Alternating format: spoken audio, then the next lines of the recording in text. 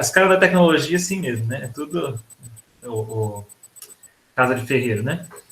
Mas, enfim, agradeço aí vocês terem convidado, né? É um prazer estar aí com vocês, contribuir com alguma coisa que eu tenho estudado, né? E é o que o Matheus falou, ele me conheceu aí na área de tecnologia, só que hoje eu nem vou falar tanto de tecnologia, né? Depois, se vocês quiserem procurar alguma coisa, se tiver alguma dúvida também de tecnologia, a gente coloca à disposição. Mas tem um pouquinho a ver, sim. E eu acho que porque também, assim, são assuntos que envolvem, né, a tecnologia hoje, porque são atualidades, né? E a questão do evangelho na sociedade do mérito, né? Que é o título que eu coloquei aqui. Deixa eu até compartilhar aqui a apresentação. Não sei se vai dar para ver, né? Eu sempre falo, pessoal, eu apresentei isso lá com o pessoal da igreja, e foi uma coisa que eu fui tomando consciência, assim, né? Porque, assim, o evangelho tem que falar ao nosso mundo de hoje, né? A gente precisa estar aí sendo sal e luz, né? Como cristãos, no mundo que a gente vive, e a gente precisa conhecer o nosso mundo, né? Tem um versículo que... Primeira Crônicas, ele vai aparecer talvez no meio do slide, mas em Primeira Crônicas, que ele descreve um exército de Davi, né? E ele fala dos filhos de Issacar, eu não lembro exatamente a referência, mas que eles eram conhecedores da época para saber o que Israel tinha que fazer, né? Então, assim, esse aqui é um exercício da gente conhecer a nossa época, né? E vocês vão ver que eu vou usar uma obra aí de um autor, né? Que nem crente é, né? Tá aqui a Tirania do Mérito, do Michael Sandel. E Michael Sandel, ele, assim, tem coisa muito boa, né? Assim, todos os livros dele que eu li eu gostei, apesar de discordar de uma coisa ou outra, até porque ele não é crente também, né? Então, assim, tem algumas coisas que dá para você discordar, mas no geral, assim, é um cara muito ponderado, muito bom, assim, tem umas aulas no YouTube também, né? Sobre justiça e tal. E ele fez um diagnóstico do mundo de hoje, né? E é interessante porque, assim, mesmo não sendo crente, ele acaba percebendo algumas coisas na tradição cristã, né? Que eu até vou mostrar para vocês, que são muito contraculturais, né, no sentido, assim, do que ele está descrevendo aqui, né. Ele vai falar de um mundo hoje que está dominado por essa ideia de mérito, de ser o melhor, de querer se sobrepor a todos, né.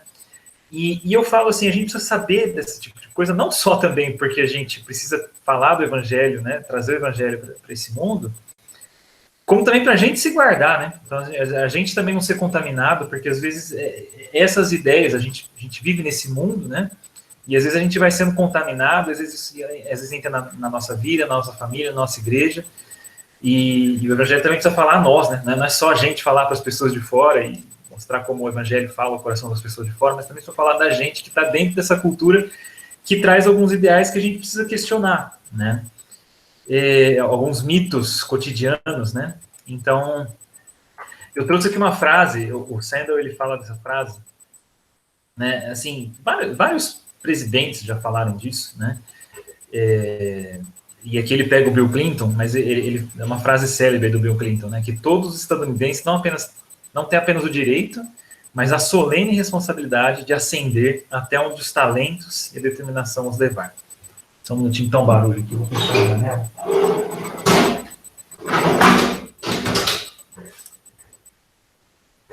Então, olha só essa frase, né? Assim, é muito clichê, é muito de presidente falar isso, né? Depois vem o Obama e fala, yes, we can, né? Yes, you can, todos podem. E é o grande sonho americano, né? É um mito que vai se colocando, né? Todos têm o direito, não só o direito, mas nós temos a responsabilidade de subir na vida, né? De ascender até onde os nossos talentos e a nossa determinação levar. E obviamente, isso dentro de uma campanha presidencial quer dizer que toda a campanha vai ser focada em criar um sistema social de ascensão social, né? De que, assim, você vai dar oportunidades para a pessoa que nasceu numa condição humilde, ela vai lá e ela sobe, né? Então, assim, para todos serem vencedores, para subir, né? Você vai subir. Só que agora tem o contrário também, né? Assim, você colocar um tipo de coisa dessa, você tem quem desce também, porque vai sendo preguiçoso, porque é isso, porque é aquilo. Então, você tem uma sociedade de vencedores e de perdedores, né? E, bom, onde que isso vai virar, né? Onde que isso vai chegar? Mas, assim, gente, isso é uma coisa que a gente ouve dos nossos pais, né, desde pequenos, a gente ouve nos filmes, né? de que a gente precisa estudar, trabalhar duro para subir na vida, para ser alguém na vida, né? Eu já vi isso em música até de igreja, assim, sabe? Acho que criança, uma vez foi cantar na igreja isso aí, né? Assim, tem que estudar, me esforçar para ser alguém na vida, né? A gente, ok, né? Os nossos pais, eles estão preocupados com a gente, eu acho que não tem nada de errado nisso, e eu acho que vamos começar falando o que está certo, assim, o fundo de verdade que tem nessa ideia, né? Assim, porque eu acho que, de fato, assim, a Bíblia ela condena a preguiça, então a gente não pode ser preguiçoso mesmo. Tem que trabalhar, tem que estudar, né? Assim, não vamos... Até um certo limite, né? Porque aí eu vou mostrar quando que a gente cruza esse limite, isso começa a gerar problemas. Mas a Bíblia condena a preguiça também, né? Vai ter com a formiga preguiçoso, né? De fato, assim, a pessoa que ela é qualificada, que ela estuda, né, que ela se dedica a aprender uma coisa, ela tem que ser honrada, ela tem que, né, o cara foi lá, aprendeu, sabe fazer direitinho, né, você fala, ó, legal, né, vamos recompensar, vamos honrar essas pessoas que estudaram, e acho que isso é muito necessário, né. O problema é que hoje em dia não basta ser bom, você tem que ser o melhor, né, e aí que entra o problema, né. É bom que as pessoas tenham chance de sair da pobreza, né, então, assim, de fato, essa questão da ascensão, né, social é ótimo. Às vezes a pessoa nasce numa condição humilde, assim, não necessariamente humilde, né, até esse termo, né, uma condição humilde, eu já acho esquisito você usar esse termo humilde, mas, enfim, ninguém quer passar necessidade, né, então, claro que, assim, é bom que as pessoas tenham essas oportunidades, né, só que aí é que o Michael Sandler ele fala, essa busca por ascensão, por subir na vida, por receber méritos, né, por conquistar méritos, ela se tornou tóxica, né, para usar o termo aí que tem sido mais usado. E como que se tornou tóxico, né? Assim, essa busca pelo mérito, pela ascensão social, ela virou uma obsessão idólatra, né? Isso está deixando a gente doido, né? E ele está alimentando hoje, assim, o que ele fala que sentimentos crescentes de arrogância, né? Porque assim, eu sou muito bom, eu subi na vida, eu fiz uma faculdade, eu consegui emprego de prestígio, então eu sou o cara, né? Então eu tô acima aí, né? Não sou um cidadão comum, né? Eu sou um engenheiro formado, eu sou melhor que os outros, né? Quem não consegue se sente humilhado e se sente ressentido, né? Porque assim, ai meu Deus, que injustiça que foi feita comigo porque eu não consegui subir, ou mesmo tem duas situações aí, né? Uma situação vai ficar a pessoa vai ficar ressentida, né, porque fala que aconteceu alguma injustiça com ela, que não deveria ter acontecido, e na outra situação a pessoa vai aceitar que ela é uma fracassada, né, e cai em depressão e tudo isso. Não, eu sou um fracasso na minha vida, olha para mim, eu tenho 25 anos de idade e eu não tenho emprego, e não tenho marido, e não tenho esposa, e não tenho filho, e, meu Deus, o que vai ser da minha vida, né? Então, assim, isso está ficando difícil hoje, né? Porque, assim, para começar, tá, gente? Subir para onde? Tá? Como cristãos, falando como cristãos, tá? Subir na vida, subir para onde? Mais dinheiro? Esse o objetivo da nossa vida? Mais opção de consumo, mais qualidade de vida, viver um grande romance, né? Ganhar milhões de likes, visualizações, fazer um canal no YouTube, virar youtuber, né? Sou visto, logo existo, né? Assim, tudo isso é meio... Pode ser bom, mas assim, é tudo relativo, né? Assim, pra gente que é cristão, poxa, é só isso, né? E será que a gente é feliz quando a gente quer, quando a gente consegue o que a gente quer? Então, o Bill Clinton, ele falou ali, né? Até onde os nossos sonhos levarem, né? Até onde as nossas capacidades e os nossos sonhos. Então, corra atrás dos seus sonhos. Beleza, atingiu o meu sonho. E aí, eu sou feliz? Né? Será que a gente é feliz quando consegue o que quer? Né? A Bíblia deixa bem claro que não, né? Pelo menos, eu imagino que vocês saibam disso, né? Assim, por quê? Porque a gente não sabe o que a gente quer. A gente não sabe o que é melhor pra gente, né? Então, E aí que entra, né? E aí começa todos os mecanismos, né? Aí aparece a universidade. A universidade hoje virou um mecanismo de mobilidade social, né? Então, assim, o que o Sandler vai falar? Que fazer faculdade hoje é praticamente o pré-requisito para as grandes realizações, né? Aos olhos do mundo, né? Então, assim, se você não fez faculdade, você é um fracassado. Já começa essa ideia começando daí, né? Se você não passou no vestibular, você começa desde o cursinho, né? Se você não passar no vestibular, se você não fizer isso, você não vale nada no mundo de hoje, né? De uma certa forma até é verdade, mas não deveria ser assim, né? As pessoas não deveriam valorizar só por causa disso, até porque tem vários problemas, né? Assim, A gente que se formou, que vê os alunos, a gente vê que faculdade não garante nada, né? Mas, assim, virou um credencialismo, né? Um credencialismo meio vazio, mas é complicado, né? E passa a ser, dentro dos falsos padrões de valores que criamos, o único passaporte para uma vida significativa, né? O que eu falo com meus alunos, vocês acham que vocês estão aí na estrada dos tijolos amarelos, né? Yellow Brick Road lá, né? Tem o, não sei se vocês já viram, é uma metáfora antiga, tá? De gente velha, mas assim, é do Mágico de Oz, né? Que eles vão seguir na estrada dos tijolos amarelos e vai dar tudo certo, né? Não tem mais nenhum problema na vida, né? Aí vai lá, se forma, pega o diploma e aí, né? E aí, o que acontece na universidade, né? Olha como é que o Sandel fala. Cada vez mais fraude para colocar pessoas em universidades lá dos Estados Unidos, tem a Ivy League, né? Então, as grandes universidades lá, Harvard. Mas, então, assim, começa a ter fraude porque assim, a vida da pessoa depende disso, né? Os pais cada vez mais exigentes, mais neuróticos. Então, assim, o filho tem 2 anos de idade, tá lá, não, vamos estimular a criança, porque a gente precisa já preparar ela para ser uma criança inteligente, para passar um vestibular, numa universidade de prestígio, ganhar títulos, e começa, assim, o Luiz já, não sei se ele já falou isso, né, mas ele comenta muito sobre, gente, tem pais, assim, que a criança mal nasceu, né, eles já estão, assim, pensando em estímulos para a criança no útero ainda, para ela já desenvolver a inteligência dela e ser a melhor e tal. E isso aí, gente, você mata a infância da criança, tá? Porque é estímulo, estímulo, estímulo, estímulo, e a criança não tem nem como respirar para desenvolver imaginação, criatividade, se desenvolver mesmo como pessoa, né? Porque você está lá, já tem que preparar para o vestibular e tudo mais, né? Uma epidemia de perfeccionismo, de depressão, de ansiedade entre os jovens, né? O senso de fracasso. Então, não é só, às vezes, passar no vestibular, às vezes passa no vestibular, e eu, gente, sou professor universitário, nem apresentei direito, né? Mas eu sou professor lá na Universidade Federal de Uberlândia, e até assim, essas reflexões, elas surgem de coisa que eu tenho visto nos alunos universitários, que assim, que é assustador, gente. A gente dá nota ruim para o aluno, ele acha que a gente está julgando a pessoa, né? Assim, gente, quantas vezes eu já tive que chegar para aluno e falar, olha, eu sei, isso foi mal, tal, mas eu não estou falando nada de você, né? Assim, como pessoa, volta depois, estuda, passa, calma, né? Ai, professor, mas eu sou um fracasso, porque não sei o quê. Acha que eu tô, né, falando da pessoa. Assim, e esse senso de fracasso, pessoal, de que você tem que ser o melhor e não suporta o fracasso, né? Não suporta repetir uma matéria, né? Porque acha que foi preguiçoso, às vezes não entendeu a matéria, às vezes não foi para cara, às vezes teve algum problema em casa, né? É tão simples as coisas, mas vira uma neura, né? Porque tem que ser o melhor, tem que ser isso. Gente, tudo isso diante de cada vez menos evidência de que realmente promove mobilidade social, tá? Isso aí, vocês peguem autores aí, gente. Assim, eu tenho conversado o tempo inteiro com vários amigos, a gente pega livros, né? Tanto do Sandel, que ele mostra alguns dados, David Goodhart, um outro autor aí inglês, ele está mostrando assim, gente, você vai fazer pesquisa, você vê. O cara tem um diploma, não garante que ele vai subir na vida, tá?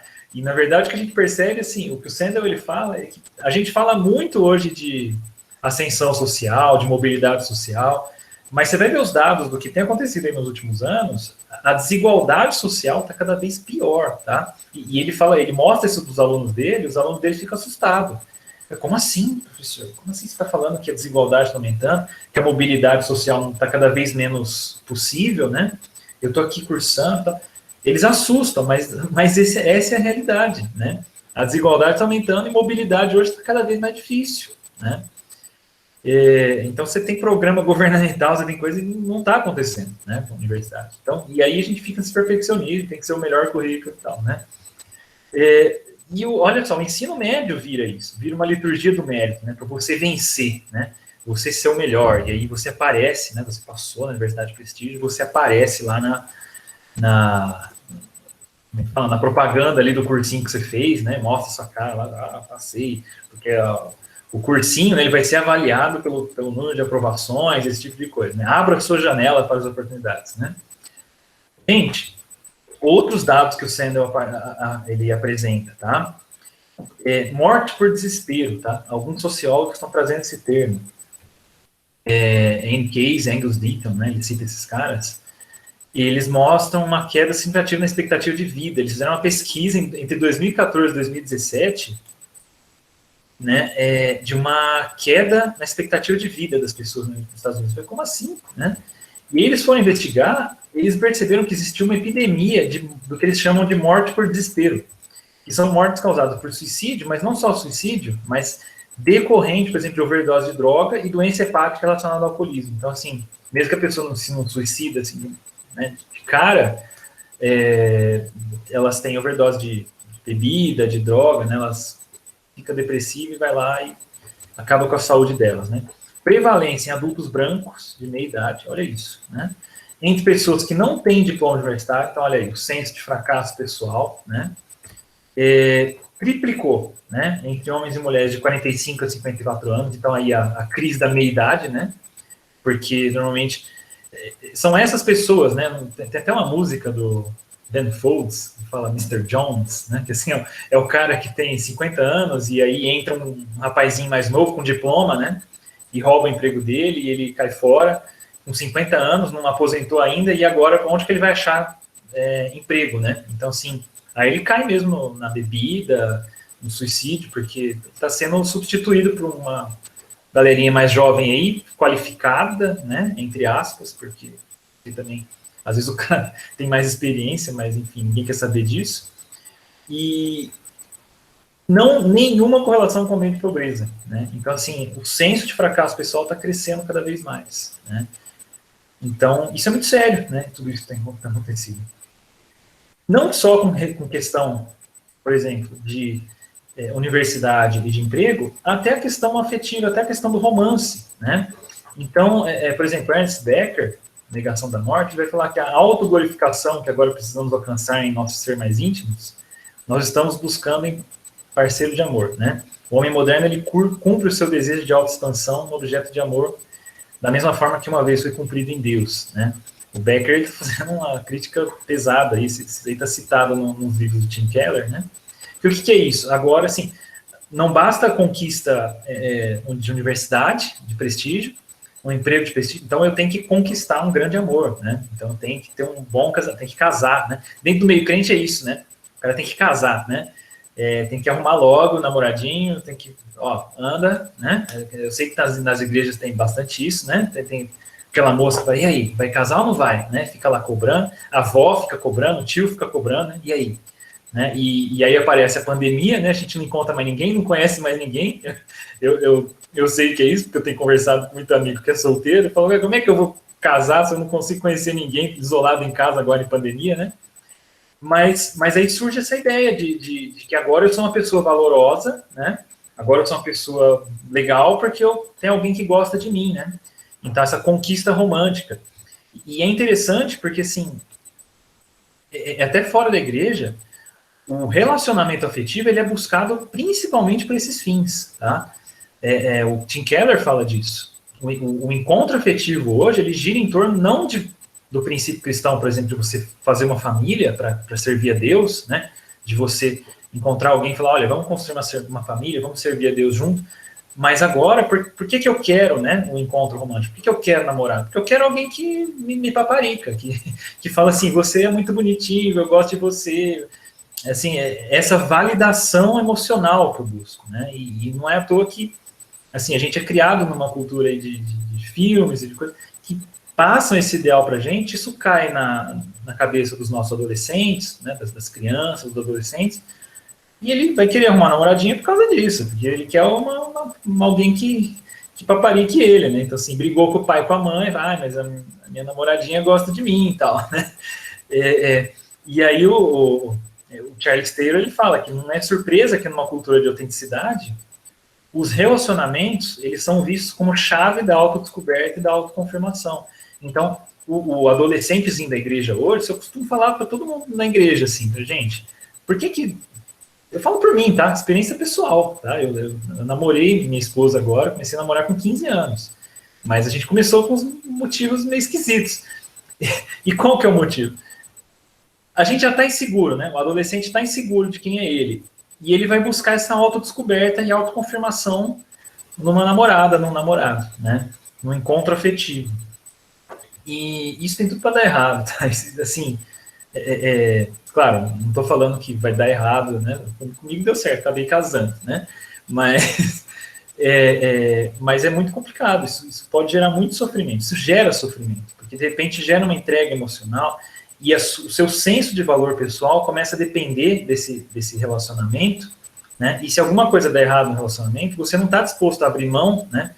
E de repente você faz loucuras, né? De amor, loucuras de amor, né? Então os adolescentes gostam de fazer loucuras de amor, né?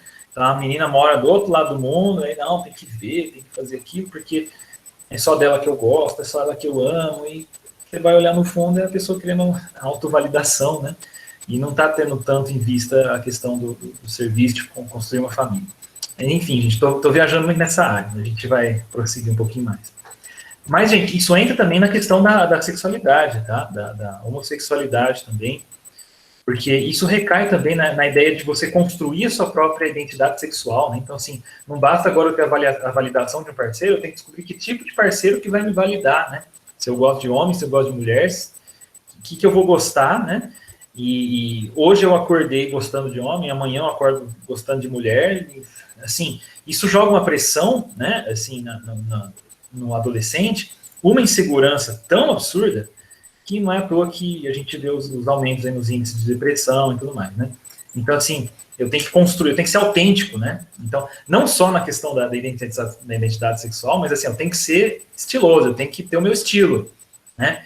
Eu sou assim, eu curto tal banda, eu coloco pôster no meu quarto, não sei, acho que hoje não faz mais tanto isso, né? Mas assim, essa insegurança que depois vai num estilo de vida aí que tenta definir sua própria identidade, seja através de encontro romântico, seja através de consumo, né? Assim, então tem que comprar isso, comprar aquilo, começa a pedir pai, celular, coisa, e aí vai, né? E a internet reforça tudo isso, né? Porque, assim, a internet é a plataforma do mérito, né? Porque agora, assim, as nossas crianças crescem vendo os youtubers, né? E sou visto, logo existo, né? Então eu tenho que ganhar like, eu tenho que ser estiloso, as pessoas têm que me olhar e gostar de mim e me achar uma pessoa muito legal, né? E o James Smith, ele fala, né, que quando o seu mundo todo é um clipe gigante no YouTube, toda ação é um auto de autoexibição. Então, assim, tudo que eu faço tá todo mundo olhando, né? E aí eu fico doido, né? Porque tudo é matéria para crítica, para zombaria, para rejeição. Eu nunca sei se as pessoas estão gostando de mim, eu fico inseguro, né? Porque tá todo mundo me observando, né? Acho que todo mundo sente um pouco isso. Ciente o tempo todo que você está sendo observado, você fica imóvel, como um cervo diante das luzes de um farol, né? E aí, assim, nossa, eu já lidei com muito adolescente com essas questões, sabe? Ele fica travado, assim, porque ele não pode fracassar, né? Então, assim, ele por exemplo, vai mal na prova, ele fala, mas vai todo mundo ficar sabendo, vai todo mundo me achar um fracasso. Isso em prova, né? Mas em tudo também. Tropeçou, todo mundo viu, aí, eu sou um fracasso, todo mundo riu da minha cara, né? E, gente, pesquisas entrando nisso, tá? Esse livro aí, iGen, né, da Jean Twenge, correlacionando aí fator de risco de suicídio e de infelicidade aí com o número de horas de utilização do celular, tá? Isso em adolescentes, tá?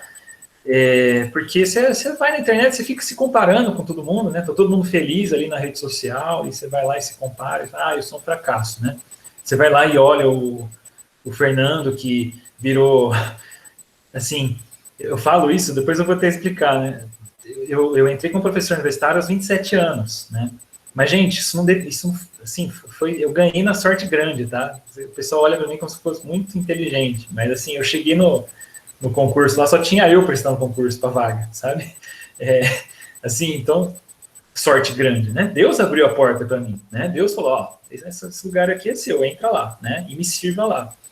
Mas aí vai lá o fulaninho e olha pro Fernando Pasquini na internet, que é o cara que virou professor aos 27 anos de idade. Ai, meu Deus, eu tenho 35 e não tenho nenhum doutorado.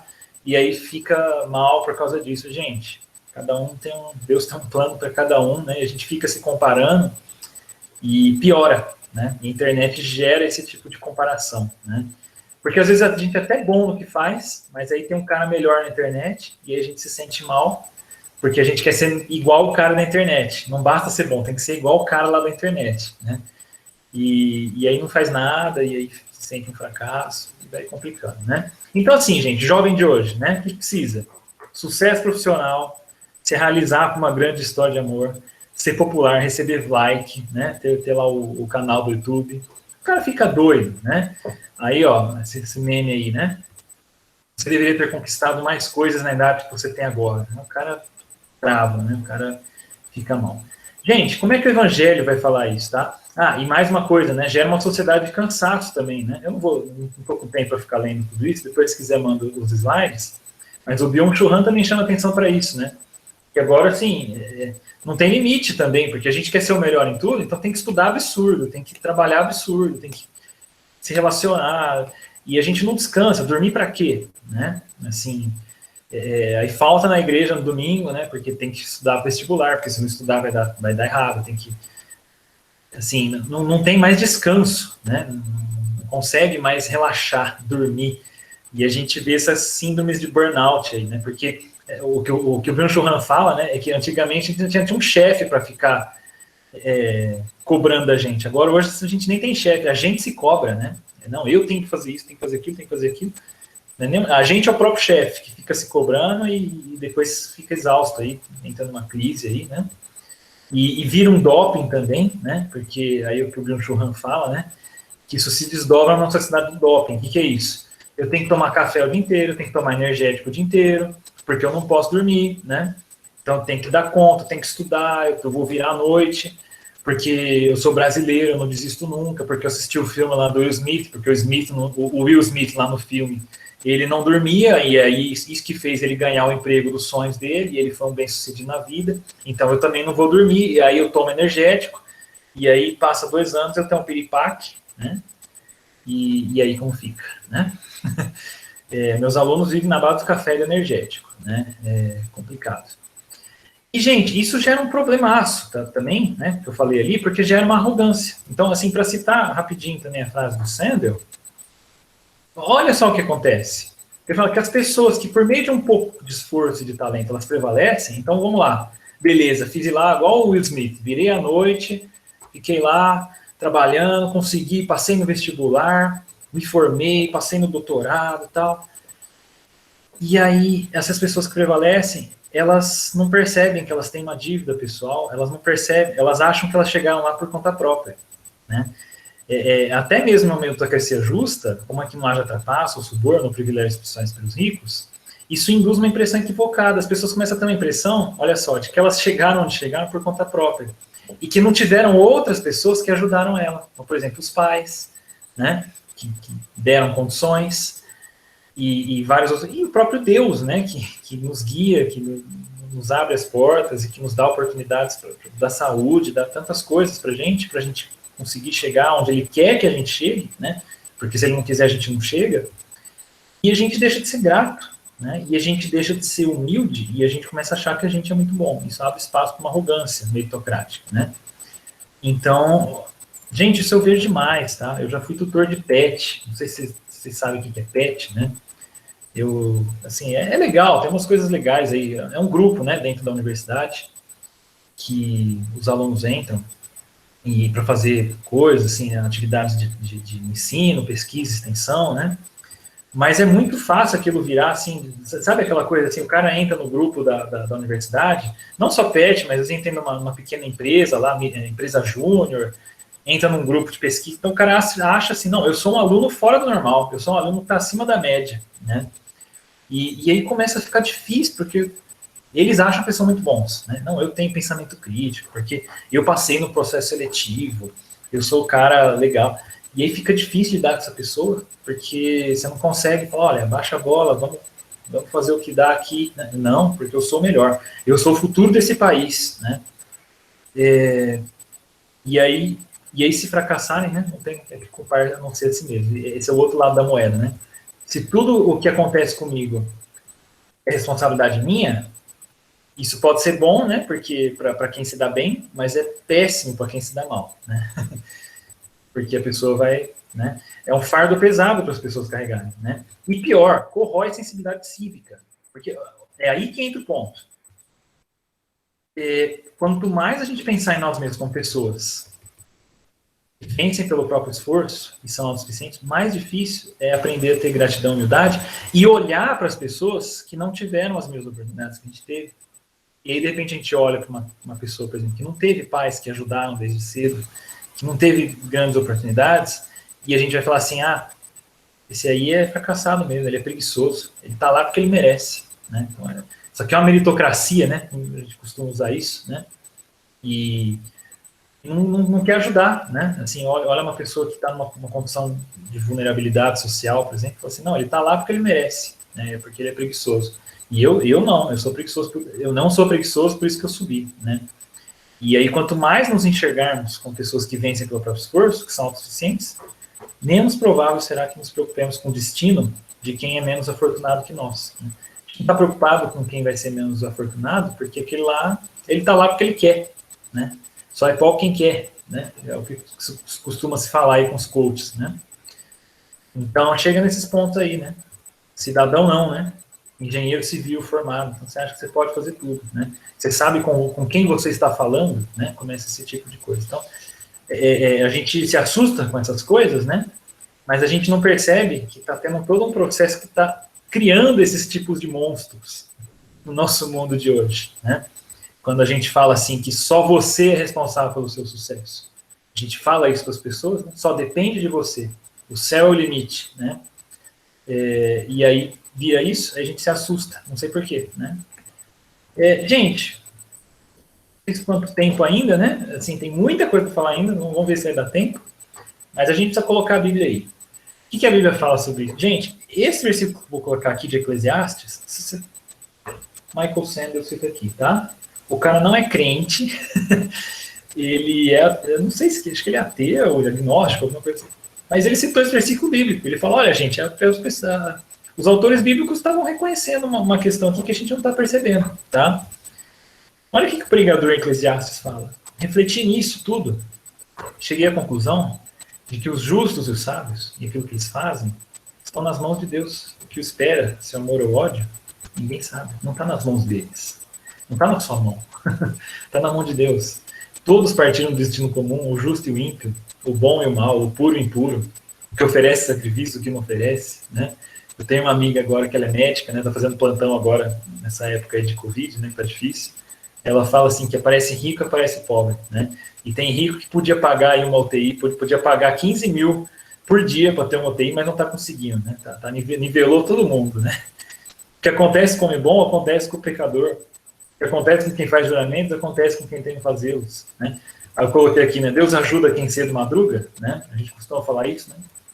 Gente, talvez, acho que de uma certa forma, né? A gente não pode negar que, né? Deus, assim, né, Deus ajuda, né? A pessoa que se esforça, legal, a gente conta isso em Provérbios, por exemplo, né?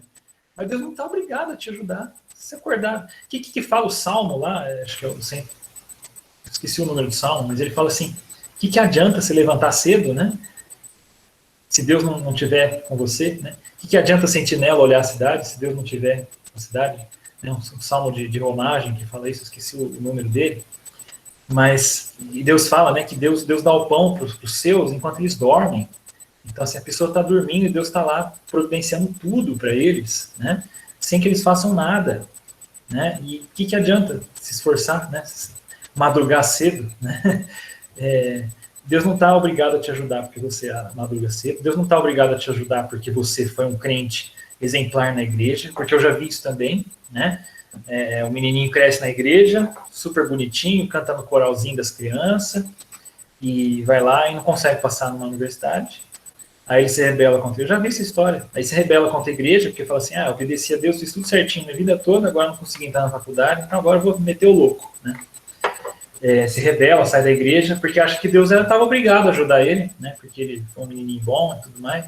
Gente, Deus está tudo na mão, tudo tá na mão de Deus, e a gente não sabe. Tem gente que vai ter grandes, assim, bênçãos na vida, e tem gente que vai ter grandes dificuldades na vida, e isso não vai depender de mérito. Deus tem um plano, assim, para cada um que a gente nem entende. Eu não sei se vocês lembram daquele trecho também no finalzinho de João, né? Que Jesus, depois de ressurreto, ele encontra com os discípulos, né? E só citando rapidamente aqui, mas Pedro, ele encontra com... Pedro está conversando com Jesus, né? Quando Jesus vira para Pedro e fala, Pedro, tu me amas, né? Então tem um diálogo ali entre Jesus e Pedro. E Jesus fala para Pedro, assim, ele tem todo o versículo lá, mas o que dá a entender é que Jesus está falando, olha, Pedro, você vai sofrer agora, né? Você é Pedro e você ia para onde você queria, mas agora vão te levar para onde você não quer, vão tomar a sua capa, vão fazer coisas com você que você, vai ser dureza. Você se prepara que o bicho vai pegar pro seu lado agora, tá? Jesus está falando isso. E é interessante que Pedro, ele para e ele vira para João, né? E ele aponta para João, né? Para o discípulo que Jesus amava. Ele fala, e aquele ali? O que vai acontecer com ele? Fala para mim. Vamos ver se ele vai sofrer também. E Jesus vira para Pedro e fala assim, se eu quiser que ele nem morra, e daí? O que te interessa? O que te importa? Se eu quiser que ele fique bem da vida, né? E de fato, João nem morreu, né? Assim, nem foi assassinado, nem foi morto por mãos humanas, né? Claro que ele morreu. Ele morreu de velhice, né? É o que tudo indica, mas ele viveu muito tempo, viveu muito mais do que Pedro, né? Uma vida, às vezes, menos sofrida, às vezes, do que de Pedro, não dá para até dizer muito isso, mas o que te interessa você ficar olhando, o fulano deu tudo certo na vida dele, na minha vida deu tudo errado, eu tive que trancar a faculdade, tive depressão, tive isso aqui, tive uma doença. Gente, isso não é mérito de ninguém, é o propósito que Deus vai ter para cada um, né?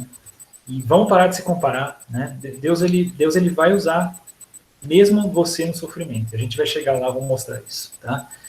Mas olha o que Eclesiastes, voltando para Eclesiastes, né? Ele fala assim, que eu percebi outra coisa debaixo do sol, né? Isso é filtro solar, né? Como diz o Emílio, né? Use filtro solar, gente, debaixo do sol, tá? Os velozes, eles nem sempre vencem a corrida. Os fortes nem sempre triunfam na guerra. Os sábios nem sempre têm comida. Os prudentes nem sempre são ricos. Os instruídos nem sempre têm prestígio, né? Aquela pessoa que estuda, ninguém reconhece que a pessoa estudou pra caramba, né? O tempo e a casa afetam a todos. Ninguém sabe quando virá a sua hora, né? Assim como os peixes são apanhados numa rede fatal e os pássaros são pegos num laço, também os homens são enredados pelos tempos de desgraça que caem inesperadamente sobre eles. Gente, eu falo que esse versículo ele é um bálsamo, assim, para esse mundo, né? Que tá doido em querer conquistar as coisas, assim... É um bálsamo e também não é, né? Porque assim... Mas tente se consolar com isso, né? A gente precisa se consolar com isso, né? Não necessariamente é porque você foi preguiçoso, porque você é um fracasso, né? Deus está... A sua vida está nas mãos de Deus, né? Gente, contar uma breve história aí do mérito, né?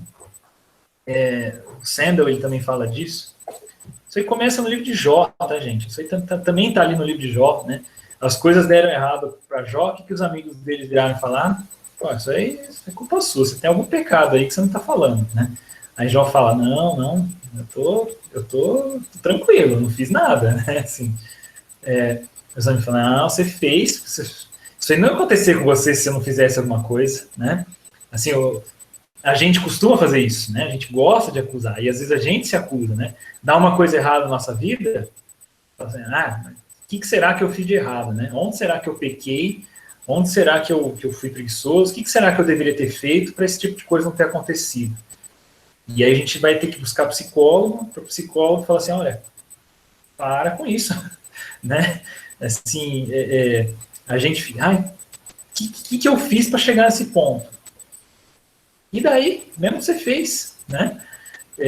Mas às vezes não fez nada, né? É o que aconteceu, né?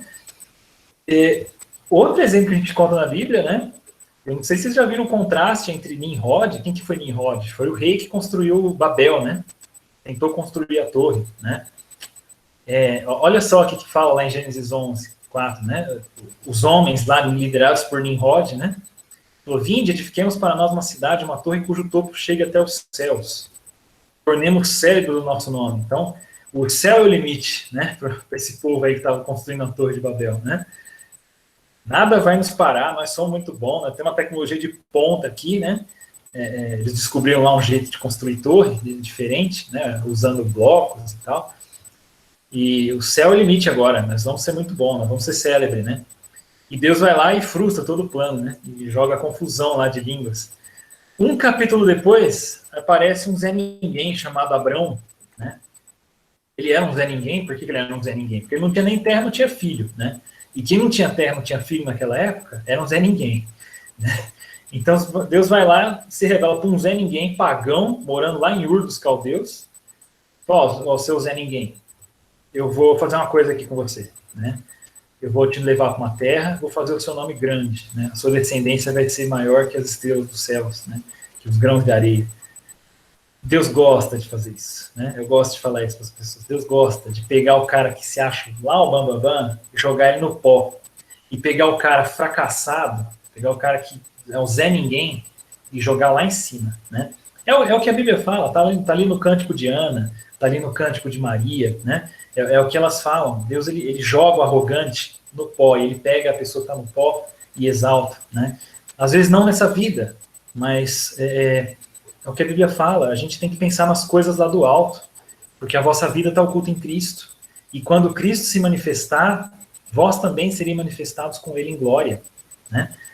Nossa vida está com Cristo. A gente não está buscando glória terrena. A gente está atentando para as coisas celestiais. A gente está juntando tesouros no céu, né? Pelos méritos de Cristo, né? Não pelos próprios nossos méritos também, né? Mas sempre independência de Deus. E, assim, pode ser que nesse mundo a gente não consiga ver muito, né? Assim, muita coisa, mas Deus vai engrandecer o nome daquele que serve a ele de forma humilde, né? E daquele que acha que é fracassado, né? Deixa eu só andar um pouquinho, só para mostrar uma coisa para vocês. Acho que convém agora falar desse texto. Paulo, em 1 Coríntios, também está falando isso para os coríntios, tá? Olha o que ele fala para os coríntios. Irmãos, reparai na vossa vocação. Não foram chamados muitos sábios segundo a carne, nem muitos poderosos, nem muitos de nobre nascimento. Pelo contrário, Deus escolheu as coisas loucas desse mundo para envergonhar os sábios. Ele escolheu as coisas fracas do mundo para envergonhar as fortes. Deus escolheu as coisas humildes do mundo e as desprezadas, e aquelas que não são, para reduzir a nada as que são. Por quê? A fim de que ninguém se vanglorie na presença de Deus. Deus, ele gosta de usar gente fraca. Deus gosta de usar gente pobre. Deus gosta de usar gente louca, né? Assim como o Paulo está colocando aí, mas às vezes gente que não tem tanto estudo, né? E Paulo está bravo com os coríntios aí, porque assim, esse texto ele é muito mal interpretado, né? Esse texto de 1 Coríntios 1, porque tem gente que acha que ele está falando que não é para a gente estudar, que não é para a gente conhecer as coisas e tal, mas não é isso que Paulo está falando. Paulo ele chegou para os coríntios, né? E falou: irmãos, quando eu fui ter com vocês, eu não usei linguagem rebuscada de sabedoria, eu não fui falar de Platão, não fui falar de Aristóteles, não cheguei assim como o cara que manja demais e tal. Eu falei do poder de Deus que se revela no Evangelho. E vocês ficaram aí achando que eu tinha que falar desse jeito, né? E Paulo falou: olha, não é o ponto esse. E aí, é aí que o pessoal entende errado, né? O pessoal acha que Paulo está falando que não é para a gente estudar, né? Platão, Aristóteles e linguagem rebuscada e ter retórica, né? É um equívoco que a gente faz, né? Se você procurar um comentário aí, comentário de Calvino já falava que não é essa a interpretação. O que Paulo está falando é que às vezes a gente fica valorizando a pessoa que é muito inteligente, né? É muito, nossa, estudou pra caramba. E, nossa, ele vai trazer uma mensagem de Deus porque ele estudou muito. Esse não é o ponto, né? Assim, ou o cara que é muito rico, ou o cara que tem muito poder. E Paulo, ele coloca tudo na mesma categoria, né? Ele fala assim: ó, você é sábio, glória a Deus, né? Ótimo. Você tem dinheiro, usa isso para servir a Deus. Né? Você tem sabedoria, usa isso para servir a Deus. Você tem poder, usa isso para servir a Deus. Mas não deixe subir na sua cabeça. Não acha que é isso que vai te salvar, né? Porque aí Paulo fala que a sabedoria desse século, né, que se reduz a nada. Ele fala: a sabedoria desse mundo aqui, ela se reduz a nada. E quando Paulo fala se reduz a nada, não é que ele está falando que não presta, que a gente não tem que procurar. Ele está falando que é passageiro, né? Outra tradução vai falar, em vez de traduzir como se reduz a nada, ele vai falar que vai passar. Assim, isso aí é temporário, né? Da mesma coisa do mesmo jeito que Salomão fala, né, que se aplicou conhecedor da sabedoria, achou pura vaidade. É vaidade. Não vai durar, né? Não significa que não seja, assim, que não possa ser útil para o reino de Deus, né? É isso que a gente precisa entender, né? O fato de uma coisa não ser eterna não significa que ela é inútil, né? Mas assim, não fica se pautando e se fiando nesse tipo de coisa. Em você ser o cara que tem múltiplas qualificações e estudou pra caramba, o cara que tem muito dinheiro, o cara que tem muito poder. Não se paute nisso, não se glorie nisso, né? Eu já vi casos disso, tá, gente? Isso é muito comum com jovenzinhos, às vezes, vai ver um pregador aí. Eu já frequentei uma igreja que tinha um pregador que você via que era uma pessoa simples, sabe? Que não chegou a ter muito estudo, mas era um crente fiel, era um crente piedoso, sermão assim, fiel, sabe? Que pregava nos domingos ali na igreja. Não tinha muita articulação, não conhecia muito assim de Platão, não tinha muita leitura. E a molecada da igreja começou a ficar brava, sabe? O pregador falando, isso aí não presta, tal. Não vou no culto para assistir esse pregador. Começava a combinar no WhatsApp de não ir no culto, sabe? Só porque o cara não tinha qualificação, não era filósofo, sei lá. Né? Começava a subir na cabeça e começava a desprezar as pessoas na igreja, né? Um irmão desprezar o outro porque não tem estudo. Gente, que coisa absurda, né? Ninguém se engane a si mesmo. Se alguém dentre vós se tem por sábio nesse mundo, faça-se louco para ser sábio, né? A sabedoria desse mundo é loucura diante de Deus, né?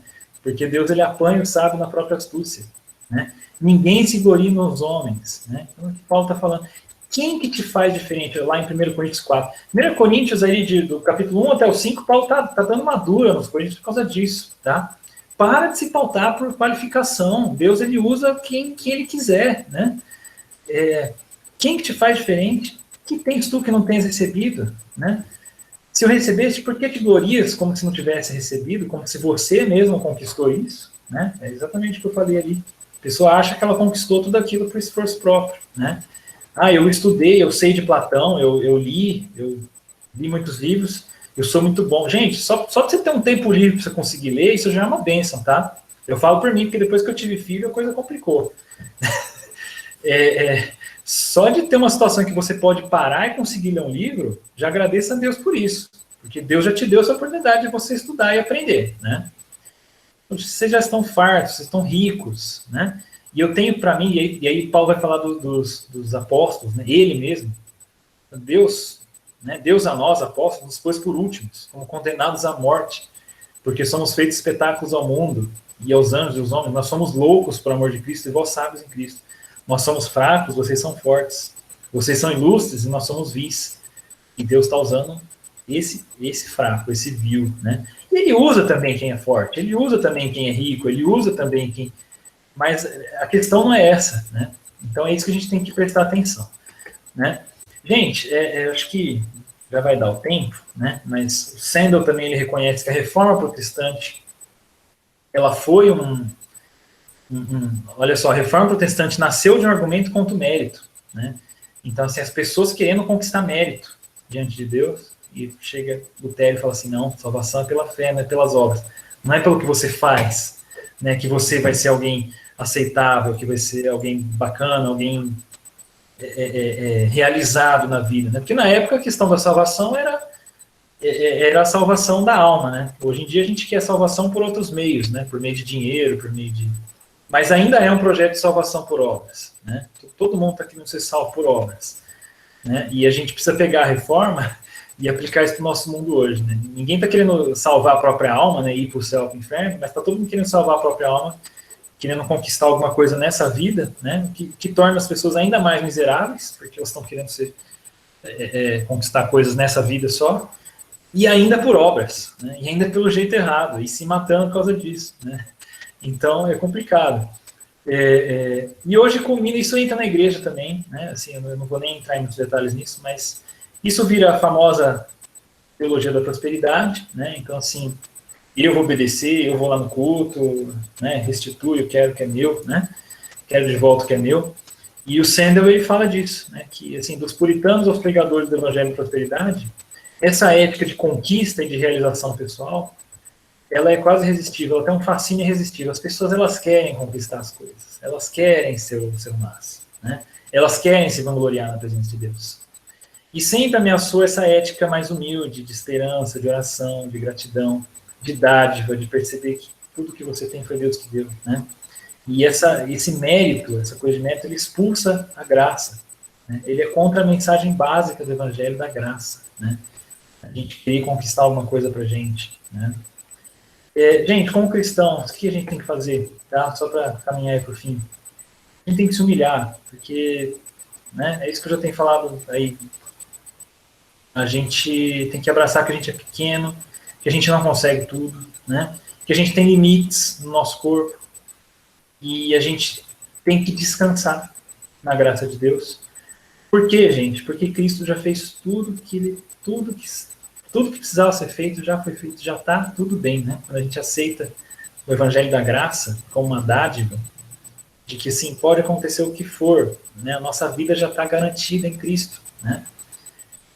A gente acorda de manhã, né? Assim, tem uma autora que eu gosto, ela coloca essa questão, né? Deus ele nos declara justos. Deus ele fala assim: você é amado, né? Este é o meu filho amado em quem eu tenho todo o meu prazer. Ele fala isso para Cristo, mas em Cristo ele fala isso para nós antes da gente fazer qualquer outra coisa. A gente tem que acordar de manhã, né? É o que essa autora fala isso. A gente tem que acordar de manhã e lembrar do nosso batismo. Né? Por que a gente tem que lembrar do nosso batismo? Porque é no nosso batismo que a gente tem que se lembrar que Deus falou isso pra gente. Você é o meu filho amado. Você não fez nada ainda hoje. E pode ser que você não consiga fazer nada hoje. Mas você é amado. Já está tudo certo. O que você fizer agora vai ser para minha glória. Mas assim, você não tem que se garantir. Né? Descansa, calma. Né? Faz o que der, vai indo. Né? Não se mata, descansa. Sigam os ritmos também. Né? Deus colocou 6 dias de trabalho, 1 dia de descanso. Né? Tem que ir na igreja. Faltar na igreja porque tem que estudar. Faltar na igreja porque tem que fazer uma coisa do trabalho. Tudo bem, se o seu chefe te mandar, não tem o que fazer, né? Mas olha bem também, né? Assim, porque a gente quer se garantir, assim, gente, faltar na igreja para ficar querendo conquistar alguma coisa pessoal, eu falo assim, eu já fiz isso, tá? Eu tô falando isso contra mim. Mas assim, você tá negando a mensagem do Evangelho da Graça, tá? Que assim, que você não precisa fazer nada para se garantir na vida, né? Para subir na vida. O que é subir na vida, né? Jesus subiu na vida. E a gente só segue ele, né? E, gente, a igreja precisa ser essa comunidade de graça, né? E o que eu quero dizer com isso, né? A gente tem que pregar Cristo e essa graça de Cristo e viver isso dentro da vida da igreja, tá? Gente, isso que a gente vê desde o começo da igreja, tá? No livro de Atos. A igreja é uma comunidade de graça. Eles repartiam o pão, né? Nas orações. Né, todos que creram estavam juntos, tinham tudo em comum, eles vendiam as propriedades e bens e distribuíam o produto entre todos, à medida que alguém tinha necessidade. Olha a diferença, tá, gente? Tem gente que pega esse texto e fala assim, eles eram tudo comunistas. Gente, não é isso que o texto está falando, tá? O que o texto está falando? Não tem esse negócio de falar assim, eu ganho as coisas porque eu mereço.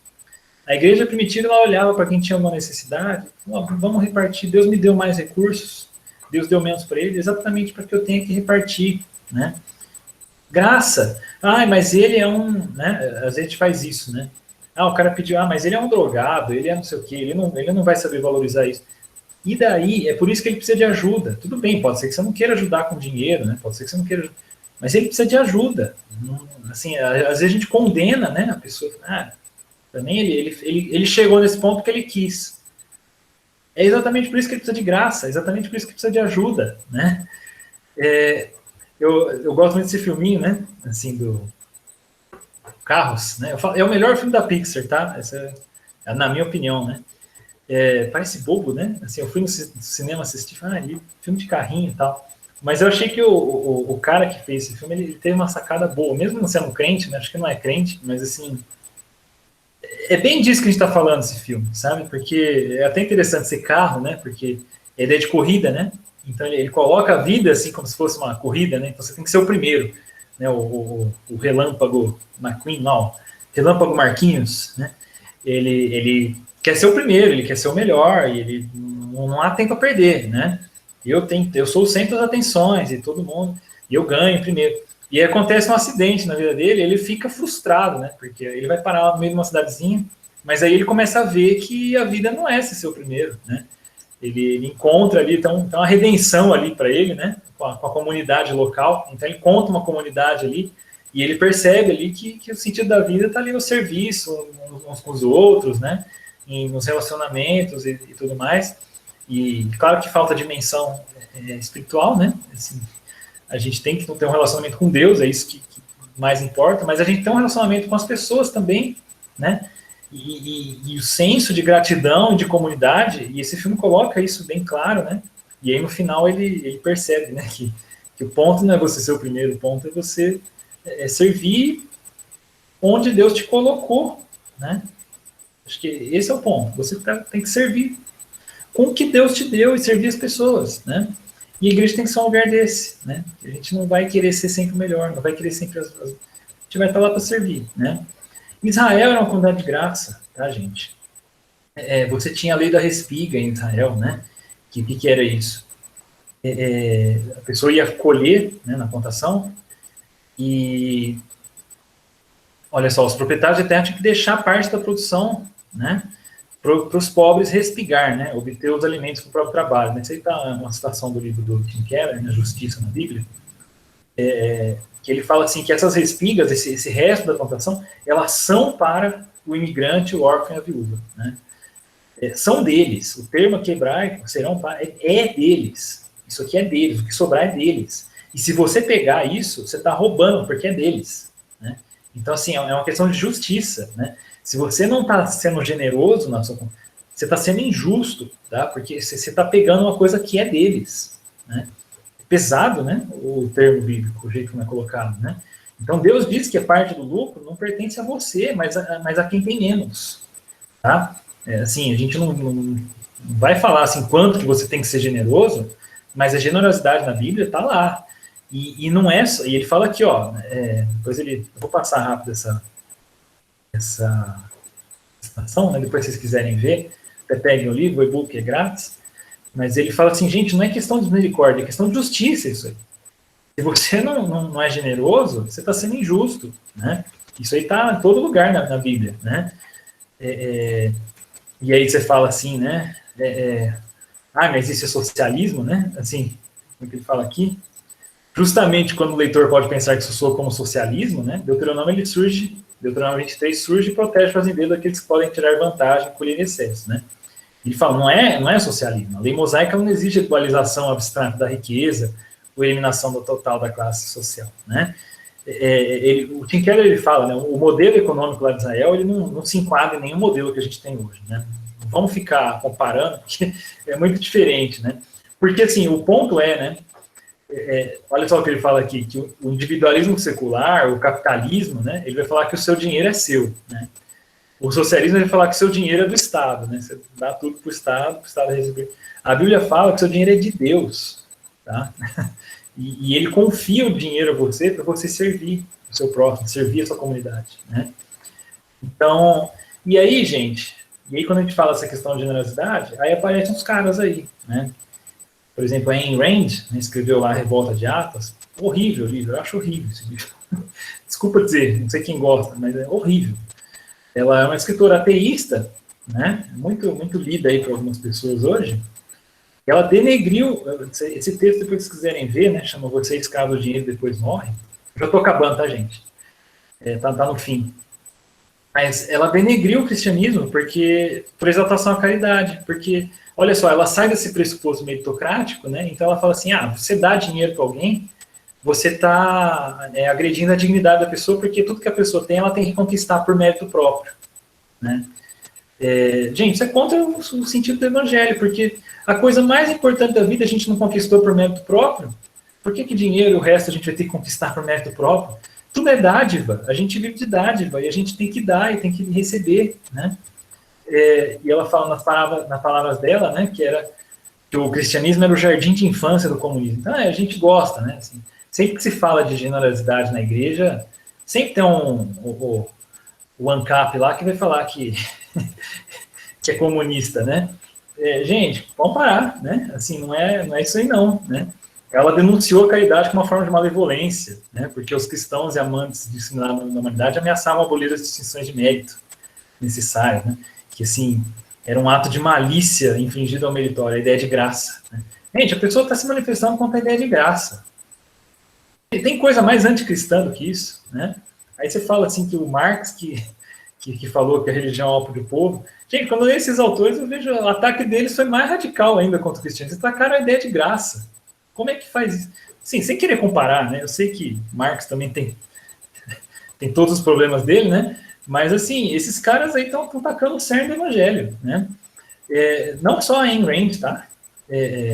Ela fala assim, que a crueldade suprema da caridade, né, é a indiferença ao trabalho e à conquista, né?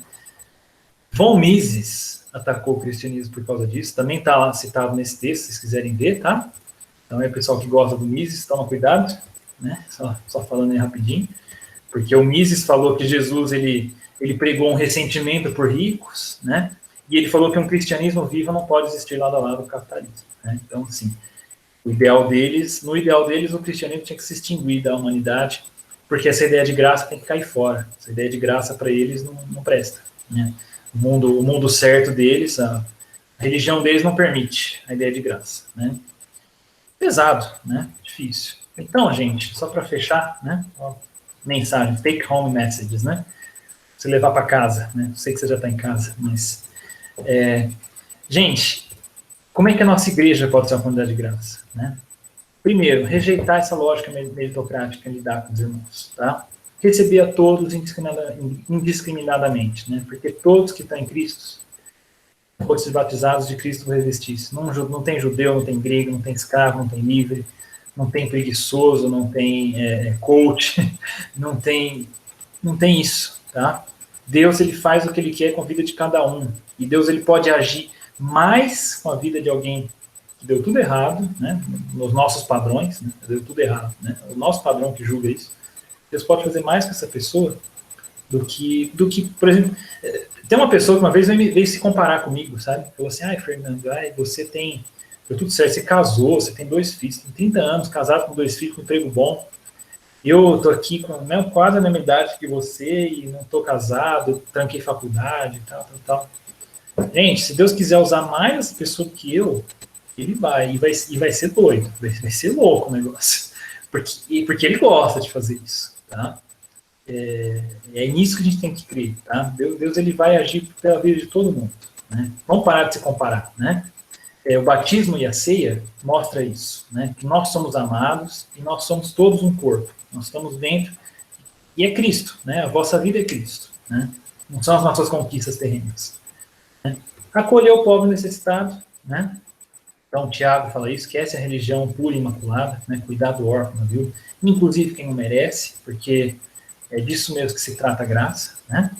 Cuidar dos nossos jovens, cuidar das crianças, não ficar, né, assim, essa pressão absurda, porque isso vai ser um testemunho, tá, gente?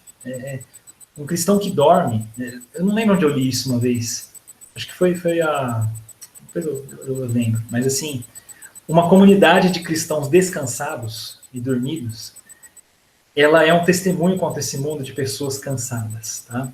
Uma sociedade do cansaço, né? Crentes descansados, que dormem, que descansam, que brincam, que buscam arte, que fazem coisas além de querer aumentar o currículo, assim, fazem coisas voluntárias, que muita gente não vai ver, né? Assim, que é necessário fazer, mas não vai ter grande visibilidade. Gente, é disso que se trata, né? Assim, é disso que a gente precisa, né? E é isso que vai ser um testemunho, né? E vão ver que é uma comunidade de pessoas de graça, que descansam, né?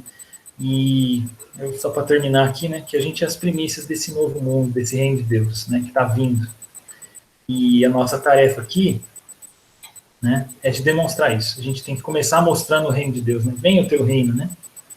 No nosso meio da igreja e a gente tem que começar a mostrar esse reino, né? De pessoas que não se garantem, de pessoas que foram alcançadas pela graça, né? Gente, acho que é isso que eu tinha para falar, né? Querem comentar mais alguma coisa? Não sei se eu passei muito, mas tenha sido bom.